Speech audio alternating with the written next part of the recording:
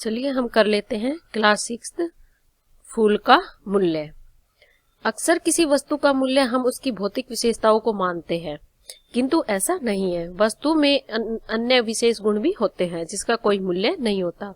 वास्तव में हम अपनी संस्कृति को छोड़कर भौतिकता के पीछे पड़े हैं, जिससे हमें इन सच्चाई का बोध नहीं होता। आज आवश्यकता है कि हम अपनी प्राचीन संस्कृति का अनुसरण करें। हम क्या है कि भौतिक सुविधाओं के पीछे पड़े हैं। हमें अच्छा मकान चाहिए, अच्छा खाना चाहिए, अच्छा पीना चाहिए, लेकिन हम अपनी संस्कृति को भूलते जा रहे हैं। प्रस्तुत पाठ राष्ट्रकवि रविंद्रनाथ टैगोर द्वारा लिखित एक प्रेरक घटना है। पाठ में बताया गया है कि श्रद्धा आस्था के सामने भौतिक वस्तुओं का कोई मूल्य नहीं है। हमें भगवान में श्रद्धावान होना चाहिए, तभी हम सांसारिक आवश्यकताओं व भौतिक वस्तुओं को तुच्छ समझने लगेंगे। क्योंकि हम भौतिक जो वस्तु है, संसारिक जो हमें सुख सुविधा चाहिए, उसके पीछे पड़े हुए हैं। भगवान में हमारी श्रद्धा कम होती जा रही है। शीतकाल के दिन थे। प्रचंड शीत से पुष्प सूख गए थे। वन उपवनों के समस्त वृक्ष शिशुविहीन माता पिता की भांति उदासीन खड़े थे। शीतकाल मतलब सर्दी के दिन थे। प्रचंड शीत से मतलब बहुत ठंडी हवा, प्रचंड एक तेज हवा के कारण जो पुष्प जो फूल थे वे सूख गए थे। वन उपवनों के समस्त जो वृक्ष है वे शिशुहीन, जिस तरह माता पिता के बिना माता पिता के बच्चे होते हैं, इसी तरह ही वे वन उपवनों के सभी वृक्ष ऐसे उदासीन हुए खड़े थे। पर वह सरोवर किसका है? उस सरोवर के ठीक मध्य में एक कमल का फूल प्रफुल्लित हो रहा है। यह तो सुदास माली का सरोवर है। ऐसा मधुर मनोहर फूल तो बसंत काल में भी नहीं मिलता। अब रविंद्रनाथ टैगोर जी कहते हैं कि सभी पुष्प जो फूल है वह सूख गए हैं शीतकाल सर्दी के कारण, और वन उपवन में जो वृक्ष है वो ऐसे हो गए हैं जैसे बिना माता पिता के बच्चे हो जाते हैं, उसी प्रकार हो गए हैं। लेकिन एक सरोवर है सुदास का है, जिसमें एक कमल का फूल अब भी खिला हुआ है। सुदास का मन आनंद से नाच उठा। विचार आया, राजा जी को आज पुष्प प्रदान करूं। पुष्पों के प्रेमी राजा जी आज इस कमल के फूल को पाकर मुंह मांगा मूल्य प्रदान करेंगे। सुदास का मन जब उस फूल को देखा तो उसका मन आनंद से, खुशी से भर गया, और उसने सोचा कि ये मैं फूल राजा को दूंगा। राजा जिससे मुझे मुंह मांगा मूल्य देंगे, धन देंगे। पवन की एक लहर आई। कमल ने मानो प्रमुदित होकर एक झोंका खाया। ऊपर आकाश में एक कोयल कूक गई। माली ने मन में माना ये मंगल चिन्ह है। एकदम हवा की लहर आई और कमल ने मानो खुश होकर एक झोंका खाया। कमल का फूल हिलने लगा। ऊपर आकाश में भी कोयल बोल रही थी। तो माली ने कहा कि यह तो शुभ संकेत है। सहस्त्र दल कमल के फूल को लेकर सुदास माली राजमहल के सामने प्रतीक्षा नयनों से खड़ा है। राजा जी को समाचार भिजवाए हैं, बस थोड़ी देर में राजा जी बुलाएंगे। मन ही मन में मोद मना रहा था। मूल्य का अभिलाषी सुदास बड़े यत्न से फूल की रखवाली में लीन था। पंखुड़ी में से एक भी तुषाकरण उसने गिरने नहीं दिया। अब जो कमल का फूल था उसे लेकर जो सुदास था वह राजमहल के सामने खड़ा हुआ था और राजा की प्रतीक्षा कर रहा था। राजा जी को समाचार भिजवाया गया तो वह मन ही मन सोच रहा था कि राजा जी आएंगे और मुझे इस फूल के बदले अच्छे पैसे देंगे, और वह उस कमल के फूल को बड़ी ही सावधानी के साथ लेकर खड़ा हुआ था ताकि उसका फूल एक भी जो पंखुड़ी है वो गिरने ना पाए। इसी बीच राजपथ से एक पुरुष उधर आ निकला। कमल के फूल को निहारकर पुरुष समीप आया। सुदास से पूछने लगा, फूल बेचना है? इसी बीच जब वह वहां पर खड़ा सोच रहा था तभी एक आदमी आता है और उस फूल को देखकर उसके पास सुदास के पास आता है और पूछता है कि तुम्हें फूल बेचना है? राजा जी के चरणों में प्रस्तुत करना चाहता हूँ, सुदास ने संक्षिप्त उत्तर दिया। सुदास ने कहा कि मैं यह तो राजा जी को देना चाहता हूँ। मुझे तो यह फूल राजाओं के भी राजा जी के श्री चरणों में चढ़ाना है। भगवान तथागत पधारे हैं, बोलो क्या दाम लोगे? अब वह जो था आदमी उसने कहा कि मुझे तो राजाओं के राजा के चरणों में चढ़ाना है, तुम इसका क्या दाम लोगे मुझे वो बता दो। मैं भी आज एक मासा सुवर्ण की आशा रखकर निकला हूँ। अब सुदास कहता है कि मुझे एक मासा सुवर्ण चाहिए। मुझे स्वीकार है। अब व्यक्ति कहता है कि मुझे मंजूर है, मैं तुम्हें 1 मासा स्वर्ण दे दूंगा। इतने में मंगलवाद बज उठे, शहनाइयां गूंज उठी, कुमकुम और चंदन का थाल सजाए गीत गाता हुआ रमणियों का वृंद उधर ही चला आ रहा था।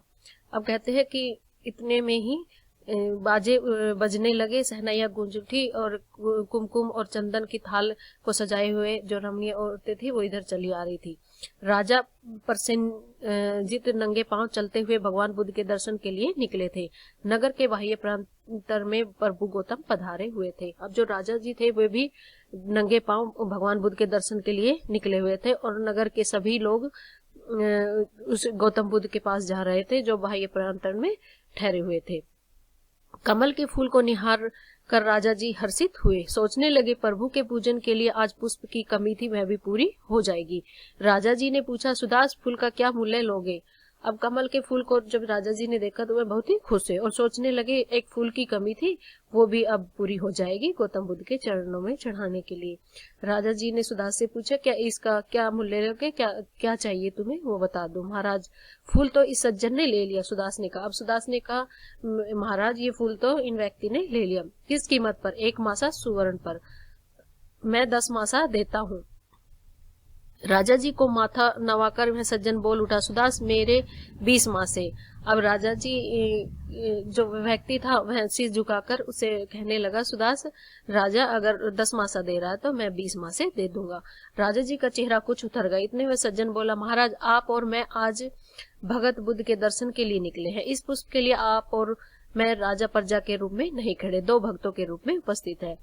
अब जब राजा सज्जन ने कहा कि मैं 20 मासे दे दूंगा तो राजा का चेहरा उतर गया और उस सज्जन ने, उस व्यक्ति ने कहा, महाराज आज ना तो आप राजा हो और ना ही मैं आज आपकी प्रजा हूँ, क्योंकि हम दोनों ही भक्ति के लिए निकले हैं, महात्मा बुद्ध के दर्शन के लिए निकले हैं, तो आज राजा प्रजा के रूप में हम नहीं खड़े, 2 भक्त के रूप में खड़े हैं। स्मितपूर्ण वाणी में राजा जी ने कहा, भक्तजन मैं राजी हूँ, प्रसन्नता पूर्वक मांग प्रस्तुत करो। तुमने 20 मासा कहा है तो मेरे 40। अब राजा ने कहा, ठीक है भक्तजन, मुझे कोई आपत्ति नहीं है, लेकिन तुम 20 मासा दे रहे हो तो मैं 40 दे दूंगा। तो मेरे भक्त इतना बोलने को ही था, सुदास बोल उठा, क्षमा कीजिए राजन, क्षमा करो भक्तजन, मुझे यह कमल का फूल बेचना नहीं। इतना कहकर माली वहां से चलता बना। दोनों भक्त विस्मय भरे नयनों से निहारते रह गए।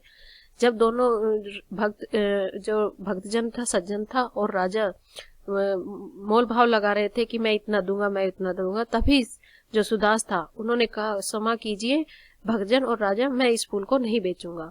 और जब सुदास ने ऐसा कहा तो दोनों ही उसको बड़े आश्चर्य से देखने लगे, निहारने लगे। सुदास माली फूल लेकर नगर के बाहर आया। एकाकी खड़ा हुआ विचारों में खोया था। जिस बुद्धदेव के लिए भक्ति लोग इतना द्रव्य खर्च करने को तैयार है, वह पुरुष कितना धनवान होगा, कितना महामना होगा। उसी के चरणों में यह पुष्प अर्पित कर दूं तो मुझे न जाने कितना द्रव्य मिलेगा। अब सुदास माली नगर के बाहर आ गया और एकांत में खड़ा हुआ सोच रहा था कि जिस बुद्धदेव के लिए लोग इतना पैसा खर्च कर रहे हैं, वह कितना अमीर होगा, कितना धनवान होगा, वह कितना महामना होगा, महान आदमी होगा। मैं ये पुष्प उसी के चरणों में चढ़ा दूंगा तो मुझे अधिक धन मिलेगा। वट वृक्ष की छाया में पद्मासन लगाकर बुद्धदेव विराजमान थे। उज्जवल ललाट, मुख पर आनंद प्रवाह, होठों पर सुधा झर रही थी, नयनों से अमृत टपक रहा था। मेघों सी धीर गंभीर ध्वनि उस तपस्वी के मुख से निकल रही थी। अब जब सुदास वहां गया तो उसने देखा कि एक वट वृक्ष के नीचे बुद्धदेव है, पद्मासन में बैठे हुए थे। उनका जो ललाट था, माथा, उनका जो माथा है वह उज्जवल था। मुख पर खुशी एक चमक थी। होठों से अमृत बरस रहा था और नयनों से होठों और नयनों से अमृत बरस रहा था। मेघों से जो उसकी ध्वनि थी, बादलों की सी धीर गंभीर ध्वनि उस तपस्वी के मुख से निकल रही थी। सुदास स्तब्ध होकर खड़ा रहा। उसके मुख से एक भी शब्द नहीं निकला। वह तो उस साधु को एकटक भाव से निहारता रहा।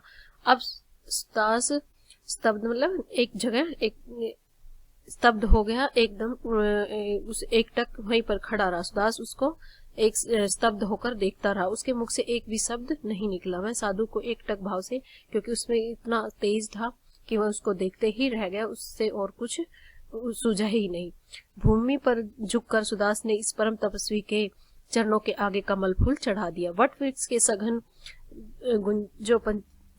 कुंज पंछी बोल उठे, पवन की लहर आई, कमल की पंखुड़ियां हिल हिल कर मानो हंस उठी। सुदास ने के जो सफल हो गए। अब भूमि पर झुककर उस तपस्वी के जो कमल चरण थे उस पर उसने कमल के फूल को चढ़ा दिया। वट वृक्ष के नीचे वट वृक्ष के ऊपर जो पक्षी बैठे हुए थे वे बोलने लगे, आवाज करने लगे और एक लहर हवा की लहर आई, कमल की पंखुड़ियां हिलकर मानो हंस रही थी। सुदास ने कहा, जो मैंने शकुन देखा था वहां पर, आज वो मेरा सफल हो गया। स्मित भरे स्वर मधुर स्वर में बुद्धदेव ने प्रश्न किया, वत्स कुछ कहना है, कुछ चाहिए? अब बड़े मधुर स्वर में, मीठे स्वर में बुद्धदेव ने प्रश्न किया, पुत्र क्या तुम्हें कुछ चाहिए? गदगद स्वर से माली ने कहा, और कुछ भी नहीं, आपकी चरण रज की एकमात्र कणिका। अब गदगद स्वर में, क्योंकि जो सुदास था उन्होंने पहचान लिया था कि ये तो भगवान है, तो उन्होंने अपने खुशी स्वर में कहा कि मुझे कुछ नहीं चाहिए, मुझे तो आपके जो चरणों की धूल है वो ही एक मात्र कण चाहिए और कुछ भी नहीं चाहिए। मैं तो बहुत ही गदगद, बहुत ही प्रसन्न हो गया हूँ।